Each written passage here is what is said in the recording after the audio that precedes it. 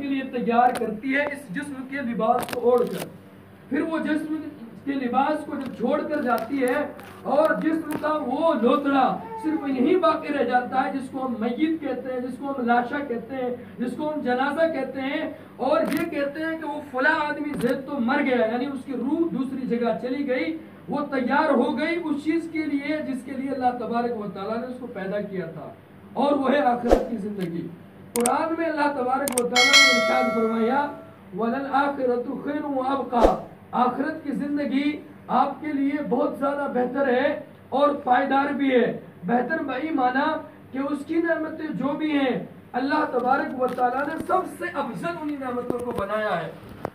دوسری وہ ابقیٰ, پائیدار ہے. دنیا میں ایک نعمت کبھی ملتی ہے کبھی نہیں ملتی ہے. مثلا بچپنا ایک وقت تک, جوانی ایک وقت تک, مال ایک وقت تک, تندرستی ایک وقت تک, دوسرے وقت میں نہیں ہے. لیکن آخرت کی جو نعمتیں ہوں گی لا مقطوعۃ ولا ممنوعہ, نہ ان سے کوئی روکے گا نہ کسی طرح کا ان میں بیچ میں کوئی فاصلہ ہوگا کہ کبھی مل جائے کبھی نہ ملے.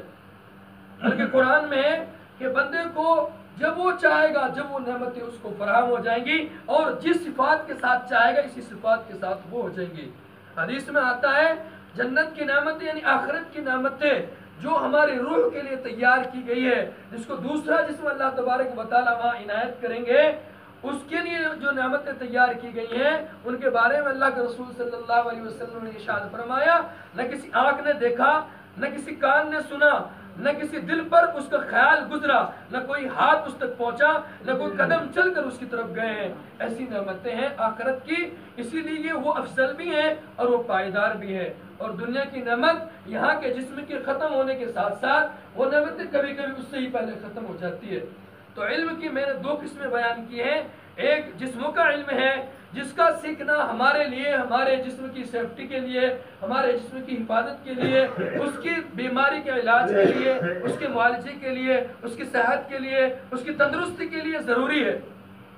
لیکن علم اخرہ کا سیکھنا اور علم اخروی کا سیکھنا, آخرت کے علم کا سیکھنا, دین کے علم کا سیکھنا, قرآن کے علم کا سیکھنا, وہ ہمارے جسم کو بھی فائدہ پہنچاتا ہے اور ہماری روح کو بھی فائدہ پہنچاتا ہے.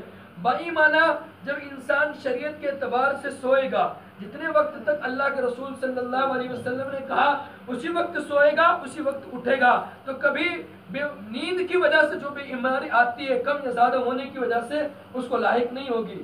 جب وہ بندہ اتنا کھائے گا جتنا رسول اللہ صلی اللہ علیہ وسلم نے اور شریعت نے بتایا, تو بھوک کی یا زیادہ کھانے کی وجہ سے جو بیماریاں آتی ہیں وہ کبھی اس کو لاحق نہیں ہوگی. یہی وجہ ہے, ایک واقعہ لکھا ہے علماء اکرام نے کہ مدینہ طیبہ کے اندر ایک حکیم نے اپنی دکان کھولی. اس کی دکان کو ایک وقفہ گزر گیا, ایک وقت لمبا زمانہ گزر گیا.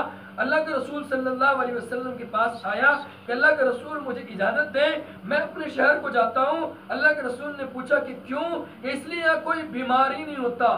کہ اچھا آپ یہ بتائیں کہ بیمار کیوں نہیں ہوتا؟ کہ ان کی جو ہیبٹس ہیں, ان کے سونے کی, ان کا جو طریقہ ہے کھانے کا, پینے کا اور ایسے ہی دوسرے کام کرنے کا, وہ اتنا مکمل طریقہ ہے. دین نے ان کو ایسا تیار کر دیا ہے کہ نہ وہ سونے میں کمی زیادتی کرتے ہیں, نہ وہ کھانے میں کمی زیادتی کرتے ہیں, نہ وہ دوسرے معاملات میں کمی زیادتی کرتے ہیں, بلکہ جتنا آپ نے ان کو بتلا دی اتنے وہ کرتے ہیں, اس لیے ان میں سے کوئی بیماری نہیں ہوتا. گویا کہ معلوم ہوا ہمارا دنیا کا علم جو ہمارے جسموں کو اور ہمارے دنیاوی حساب و سامان کو تیار کرنے کے لیے تھا, اس سے زیادہ ہمیں دین کا علم فائدہ پہنچا. یہی وجہ ہے کہ بہت سی سنتیں جو آج ہم سے چھٹ گئی ہیں, ان کو سائنس اور ٹیکنالوجی والے جب ریسرچ کرتے ہیں تو وہ اس نتیجے پر پہنچتے ہیں کہ اگر یہ ساری سنتیں لوگوں کی عادتیں بن جائیں تو بہت سے ڈاکٹروں کی ضرورت ہی ختم ہو جائے, بہت سے ڈاکٹروں کی ضرورت ہی ختم ہو جائے. مثلا بندہ 3 مرتبہ ہاتھ دھو کر کھائے, مسواک کر کے سوئے, ایسے ہی وہ اتنا کھائے کہ ایک حصہ کھانے کا, ایک حصہ پانی کا, ایک حصہ ہوا کا, وہ سوئے اتنا گھنٹہ, نماز عشاء کے فوراً بعد سوئے, تہجد کے وقت میں اٹھ جائے یا فجر کی نماز کے لیے اٹھ جائے, اور ایسے ہی وہ کھانے کے وقفے کو بھی ایک متعین کر لے, یعنی اپنا نظام الاوقات بنا لے شریعت کے اعتبار سے, تو وہ بیماری نہیں ہوگا. جب بیمار نہیں ہوگا تو اس کو دوا کی ضرورت نہیں پڑے گی, جب دوا کی ضرورت نہیں پڑے گی تو ڈاکٹر اور اسپتال کی ضرورت نہیں ہوگی, جب اسپتال کی ضرورت نہیں ہوگی تو اس علم کی ضرورت کیا خاک ہوگی. تو اس لیے 2 علم ہیں لیکن ہمیں دونوں کی ضرورت پڑتی ہے. وجہ کیا ہے کہ ہم شریعت پر پورے طور پر نہیں چلتے، اس لیے ہمیں دونوں کی ضرورت پڑتی ہے. یا ہمارا قوا یا ہماری زندگی یعنی ہمارا جسم اب اس طرح کا نہیں رہا جیسا کہ پہلے لوگوں کا تھا. انہوں نے اپنے آپ کو شریعت کا پابند کر کے اپنے آپ کو اس کے اعتبار سے ڈھال لیا تھا، لیکن ہم ڈھال نہیں پائے، اسی وجہ سے ہمیں بیماریاں لاحق ہوتی ہیں. خیر، بات اتنی کہ علم دو طرح کا ہے، ایک دین کا علم ہے، ایک دنیا کا علم ہے. جو دنیا کا علم ہے وہ دنیا کے جسم کے فائدے کے لیے ہے. جو آخرت کا علم ہے وہ آخرت کے جسم جس کا دوسرا نام روح ہے اس کے فائدے کے لیے ہے. اب قرآن میں خود ہے کہ دنیا کا جسم بھی ختم ہو جائے گا، دنیا کے فنا ہونے کے ساتھ ساتھ باقی رہے گا آخرت کا جسم جس کو روح کہتے ہیں.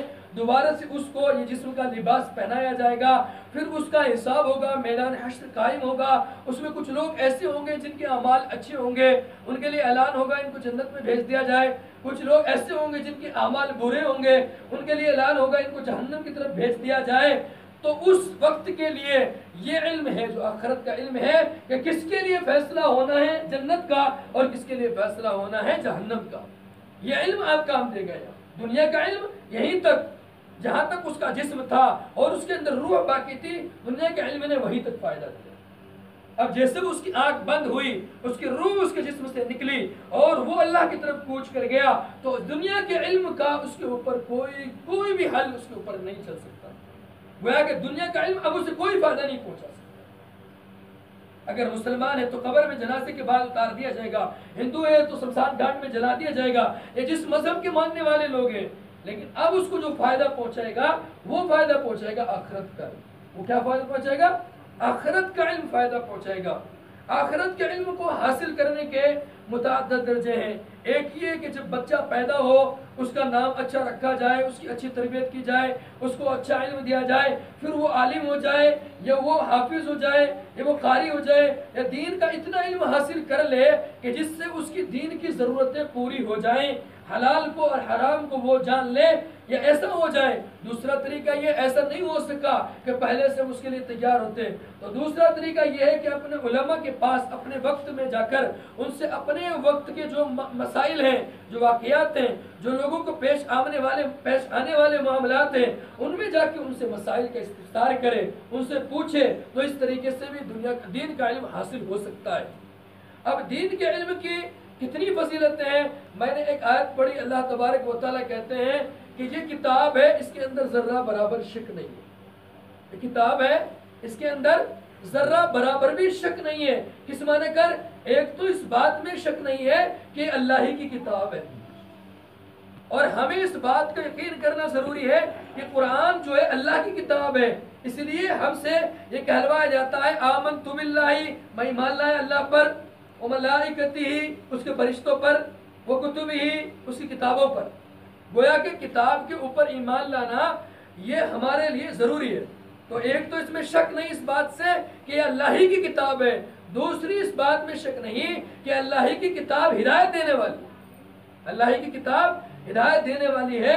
اس کا ایک ایک لفظ سچا ہے، جیسے اللہ نے بھیجا تھا ایسے ہی ہے، اور جس کا جو مطلب اللہ کے رسول صلی اللہ علیہ وسلم نے بتایا وہ ایسا ہی ہے. اس کا یقین کرنا بھی ضروری ہے. اب اس کتاب کے اندر اللہ تبارک و تعالیٰ نے کچھ باتیں اللہ کے رسول صلی اللہ علیہ وسلم کے ذریعے سے بتلائی. مثلا کیا بتلایا کہ سب سے پہلے تمہارے عقیدے کی درستگی ضروری ہے. تمہارے عقیدے کی درستگی ضروری ہے. کتنی چیزوں میں؟ ایک حدیث ہے، اللہ کے رسول صلی اللہ علیہ وسلم ارشاد فرماتے ہیں بنی الاسلام علی خمس شہادت اللہ الہ الا اللہ وان محمد رسول اللہ واقام الصلاۃ وایتاء الزکاۃ والحج وصوم رمضان. یہ 5 چیزیں ہیں کہ سب سے پہلے اسلام کی بنیاد 5 چیزوں پر رکھی گئی ہے. پہلی چیز انسان کے عقیدے کا درست ہونا. اس میں 2 باتیں ہیں. ایک یہ کہ اللہ کے ہونے کی گواہی دینا، کہ جو کچھ بھی ہوتا ہے اللہ کی ذات سے ہوتا ہے، اللہ ہی کے کرنے سے ہوتا ہے، اللہ کے غیر اللہ کے بغیر کچھ نہیں کر سکتا. دوسرا اس بات کی گواہی دے کہ جو دین ہم تک پہنچا ہے محمد عربی صلی اللہ علیہ وسلم کے واسطے سے، وہی دین سچا ہے، وہی دین سچا ہے اور وہی ہمیں نجات دے سکتا ہے. اگر اس کے علاوہ کوئی بھی دین، موسیٰ بھی اٹھ کر آ جائیں اور وہ کہیں میرے دین کو مانو، تو وہ دین بھی ہمیں نجات نہیں دے سکتا. صرف وہی دین نجات دے سکتا ہے جس کو محمد عربی صلی اللہ علیہ وسلم لے کر آئے ہیں۔ تو عقیدے میں دو چیزیں ہیں، یعنی اللہ سے ہونے کا یقین اور اس دین کے اندر ہی نجات ہے، اس طریقے کے اندر ہی نجات ہے، اس کا یقین۔ اس کے بعد وہ نجات کے طریقے کیا ہے؟ رسول اللہ صلی اللہ علیہ وسلم نے کیا بتلایا؟ وہ 4 چیزیں ہیں۔ نمبر 1 نماز کا قائم کرنا، نمبر 2 زکوٰۃ کا دینا، نمبر 3 حج کا قائم کرنا، نمبر 4 روزے کا رکھنا۔ اب ہم نے الحمدللہ روزے رکھے ہیں۔ اللہ کے رسول صلی اللہ علیہ وسلم نے ارشاد فرمایا کہ اللہ تبارک و تعالیٰ نے اس رمضان المبارک کے دن کے روزے کو تمہارے اوپر فرض کیا، رات کی تراویح کو تمہارے لیے نفل یعنی سنت کے درجے میں رکھ دیا۔ تراویح پڑھنا سنت مؤکدہ ہے، کیا ہے؟ سنت مؤکدہ ہے۔ اور